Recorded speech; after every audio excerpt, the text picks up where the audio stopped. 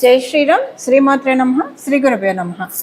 2026 సంవత్సరం జూన్ నెల 14వ తారీఖు నుంచి 2026 సంవత్సరం జూన్ 20వ తారీఖు వరకు కూడా ఈ వారం యొక్క గోచార గ్రహ స్థితుల్లో ద్వాదశ రాశుల వాళ్ళకి, ద్వాదశ లగ్నాల వాళ్ళకి అసలు గోచారంలో గ్రహ గమనాలు ఎలా ఉన్నాయి? స్వక్షేత్రగతుడు ఉన్నాడు మేషరాశికి అధిపతి అయిన మంగళ్. అలాగే రవి వృషభ రాశిలో సంచారం చేస్తూ ఉన్నాడు.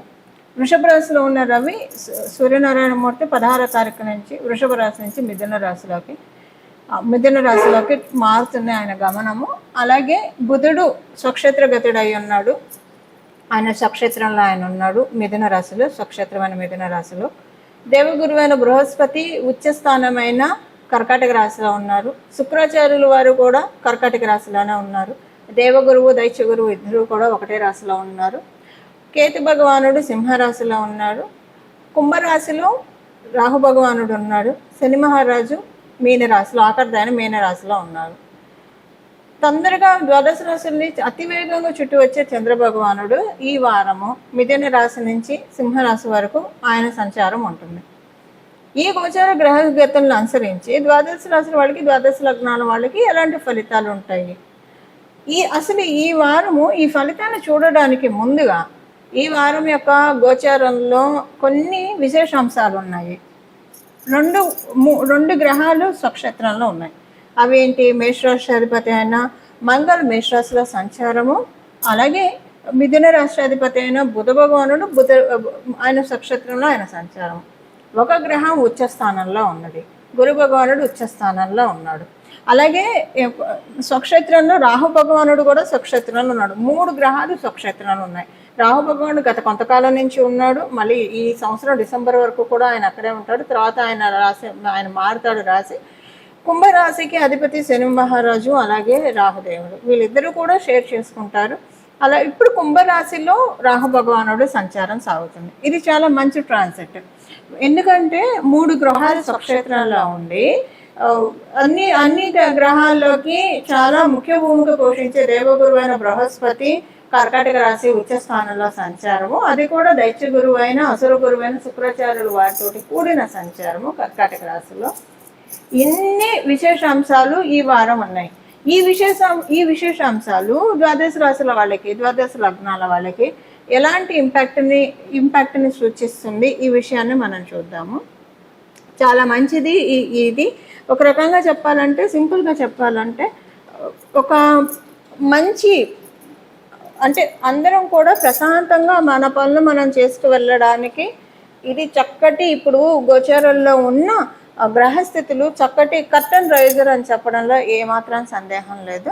ఇప్పుడు మనం ఒక్కొక్క రాశి వాళ్ళకి ఎలాంటి ఫలితాలు వస్తాయో చూద్దాం. కుంభ లగ్నంలో పుట్టిన వాళ్ళకి ప్రయాణాలు ఎక్కువగా చేస్తారు. కొత్తవి ఏమైనా పర్చేజ్ చేస్తారు. కొత్తవి ఏం పర్చేజ్ చేస్తారు? ఎలక్ట్రానిక్ ఐటమ్స్ కావచ్చు, మొబైల్ కావచ్చు, వెహికల్స్ కావచ్చు, ఏవైనా పర్చేజ్ చేస్తారు. చిన్న ఎలక్ట్రానిక్ ఐటమ్ అయినా పర్చేజ్ చేయాల్సి వస్తారు ఈ వారం. ఇది ఎందుకు జరుగుతుందంటే, ఇలా పర్చేజ్ చేయడం మీకు ఒక గుడ్ ఇంపాక్ట్ని కలగజేస్తుంది. రాబోయే 3 నెలల వరకు ఈ పాయింట్ వర్తిస్తుంది.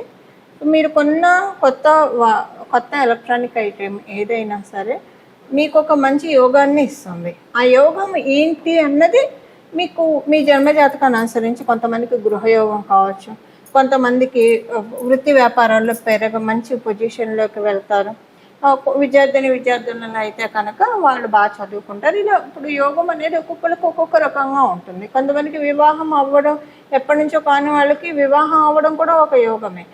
ఇలాగా మీ జన్మజాతకాన్ని అనుసరించి ఏది మీకు అంటే యోగం మారుతుంది. బట్ ఇప్పుడు కొనేది మీకు మంచి చేస్తుంది ఎలక్ట్రానిక్. అంటే ఇప్పుడు మీరు ఈ వీడియో చూసి అలా కొనడం కాదు, మీరు కొనాల్సి వచ్చి కొంటారు. కొనడం అది మీకు ఒక యోగాన్ని కూడా క్రియేట్ చేస్తుంది. ఒక 3 నెలల్లో ఆ యోగం ఏంటనేది మీకు తెలిసిపోతుంది. ఆరోగ్యం బాగుంటుంది. అన్ని విషయాల్లో కూడా అనుకూలతలు ఉన్నాయి. ఇవి ఈ వారం యొక్క గోచార గ్రహస్థితుల ఫలితాలు కుంభరాశి, కుంభ లగ్నంలో పుట్టిన వాళ్ళకి. ఇవి ఈ వారం యొక్క గోచార గ్రహస్థితుల ఫలితాలు మీ రాశిలో ఉన్న వాళ్ళకి. ఇప్పుడు మనము పరిహారం ఏం చేసుకోవాలో చూద్దాం. 3 గ్రహాలు స్వక్షేత్రంలో ఉన్నాయి, ఒక గ్రహం ఉచ్చ రాశిలో ఉన్నది. అది కూడా ఉచ్చరాశిలో ఉన్న గ్రహము తన స్వరాశి అయిన మీనరాశిని వీక్షిస్తూ ఉంది. అంటే గురు భగవానుడు నవమ దృష్టితోటి మీనరాశిని చూస్తున్నాడు. అంటే శని మహారాజును కూడా చూస్తున్నాడు. మీనరాశిలో ఉన్న మీనరాశిలో ఉన్న శని మహారాజును కూడా ఆయన వీక్షిస్తూ ఉన్నాడు. ఇప్పుడు ఈ వారంలో ఉన్న గోచారము అత్యద్భుతంగా ఉంది. దానికి ముఖ్య కారణం గురు భగవానుడు ఉచ్చరాశిలో ఉండడం. కర్కాటక రాశి ఆయన వచ్చేస్తాను, అది అన్నిటికంటే ఎక్కువ హై రోల్ ప్లే చేస్తుంది. అలాగే రాహు భగవానుడు కూడా ఆయన స్వక్షేత్రంలో ఉండడము, ఇది చాలా హై రోల్ ప్లే చేస్తుంది. అందులో ఆయన శని మహారాజుని చూడడం, నవమ దృష్టితో శని మహారాజుని చూడడం, ఇది చాలా మంచి క్యాలిక్యులేటివ్ పీరియడ్. అందరికీ కూడా క్యాలిక్యులేటివ్ పీరియడ్ మంచి ప్రొడక్టివ్ విషయాలకి చాలా బాగుంటుంది. చాలా మంచి పీరియడ్. ఈ సమయం మనందరికీ కూడా మంచి ఫలితాలను అందించడానికి గోచారం అంటే ప్రకృతి మాత రెడీగా ఉంది. అంటే ఇప్పుడు వడ్డించడం వరకే అమ్మైనా మనకు చేస్తుంది, కలుపుకొని మనమే తినాలి, లేదా నోట్లో పెడుతున్నాం, నమిలి తినే బాధ్యత మనదే కదా. అలాగా గోచారము మనకు అవకాశాన్ని ఇస్తుంది.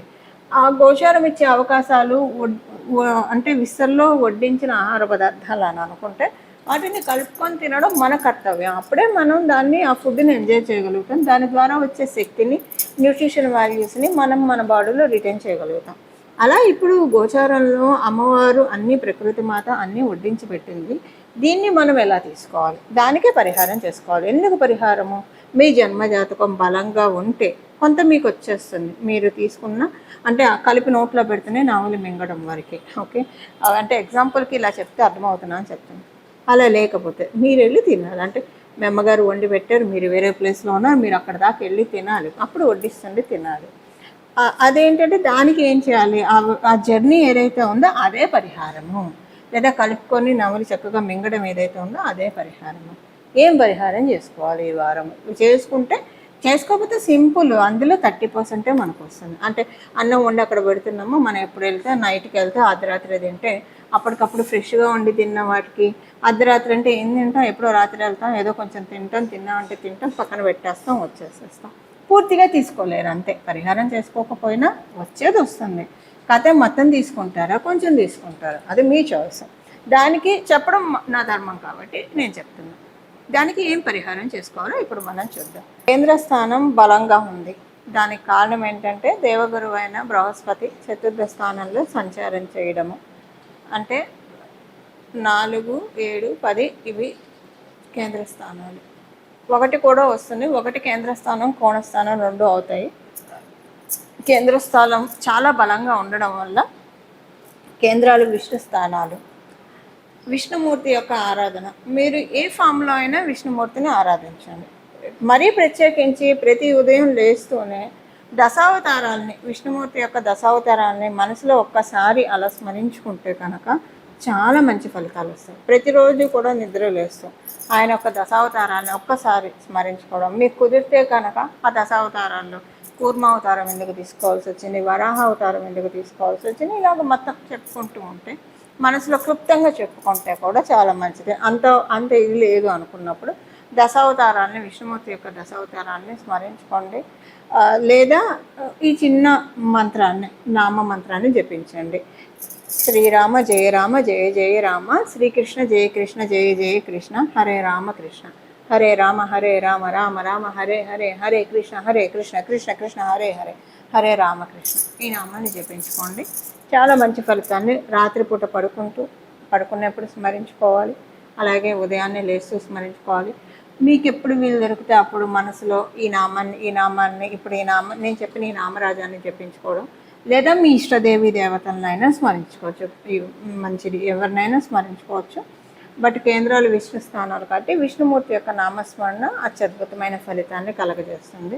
ఇలాగా రోజంతా కూడా మనసులో ధ్యానించుకోవడము. ఇప్పుడు మనం రాత్రిపూట పడుకుంటాము, ఉదయాన్నే లేస్తాము. ఫిజికల్గా మనం లేస్తాము, మన బాడీ లేస్తుంది, కానీ మన ఆత్మ లేస్తుందా?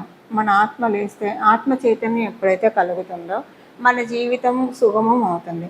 మనం చేపట్టే ప్రతి పని విజయవంతం అవుతుంది. అలాగే మనము ఏ పని చేస్తే మనం టువర్డ్స్ మోక్షానికి అటైన్ అవ్వగలుగుతామో అలాంటి పనులే మనం చేస్తాము. అంటే చాలామందికి ఉపయోగపడే పనులు చేస్తాము, మన వల్ల కొంతమందికి ఉపయోగపడే పనులు చేస్తాము. లేకపోతే ఇబ్బంది అయితే అవతల వాళ్ళని పెట్టకుండా మన పనులు మనం చేసుకొని వెళ్తాము. అలా మనం కర్మ బంధనంలోకి చిక్కుకోకుండా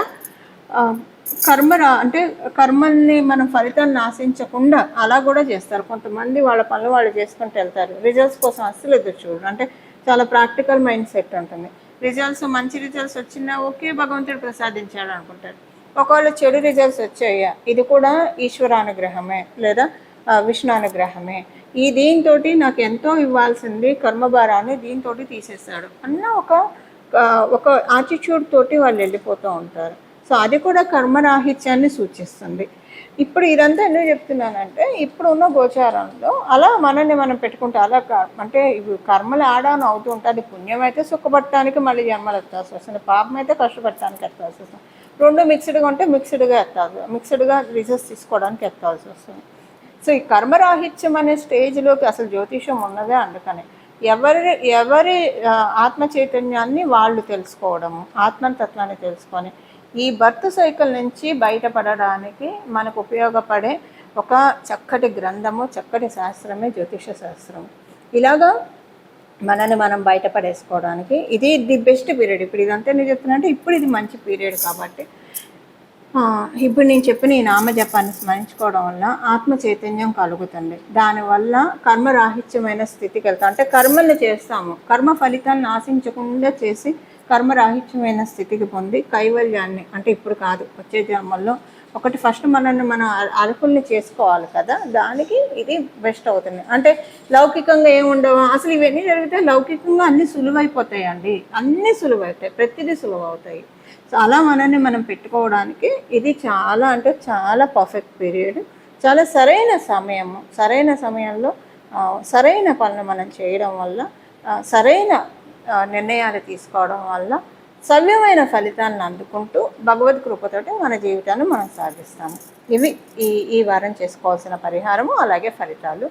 అందరూ కూడా భగవద్ కృపతోటి చక్కగా సన్మంగళాన్ని వాళ్ళ జీవితంలో పొందాలని చెప్పి మనస్ఫూర్తిగా నేను కూడా మనందరి తరఫున విష్ణుమూర్తి పాదాలని శరణు కోరుతూ మంగళం. నమో భగవతే వాసుదేవాయ.